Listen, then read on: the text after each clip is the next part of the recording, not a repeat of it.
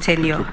So, upon that court order arising from that litigation, there was no sitting board, there was no quorate board capable of sitting and discharging the business of the authority from April 2019.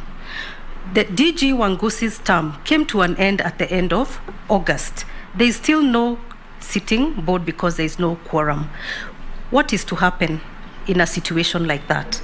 This is where the State Corporations Act kicks in, because in the event of an inability of a state corporation to discharge critical business such as this, the state corporation kicks in because it is a critical shareholder in any state corporation and ensures business continuity.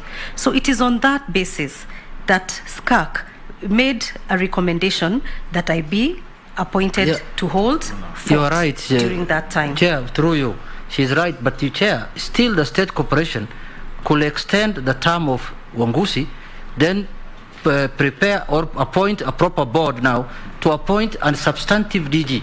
There was some machination there, Chairman. But that she can't answer that because she was not the board.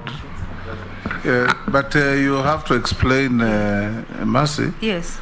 Now, SCAC recommends, as Owen asks, recommended to who to appoint you? Because you've said SCAC appointed you. Yes. Then you later said SCAC recommended your appointment. Okay. So when SCAC did the recommendation, this is addressed to the principal secretary because government is the majority shareholder of any state corporation. So it was in that capacity that the PS ICT, I believe then it was PS Jerome Ochieng, together with the chair and the other board members who sit by virtue of office, then appointed me to hold fort. The chair had gone. Ben Gituko was sitting. Okay. Yes, and that is how I was appointed. I just wish to clarify, Chair, that I did not hold fort through an illegality. Now tell us, Mercy. Yes. What do you understand to be your duty as Secretary of the Cabinet? So I had some other questions. Should I? Okay, then finish answering.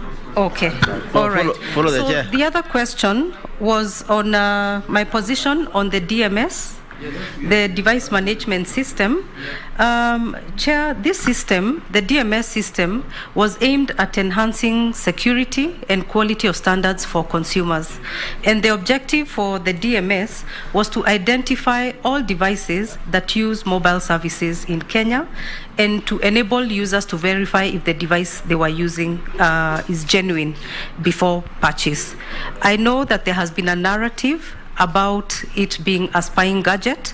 We all know that technology has immense capabilities, but every technology is formatted as fit for purpose for a certain reason.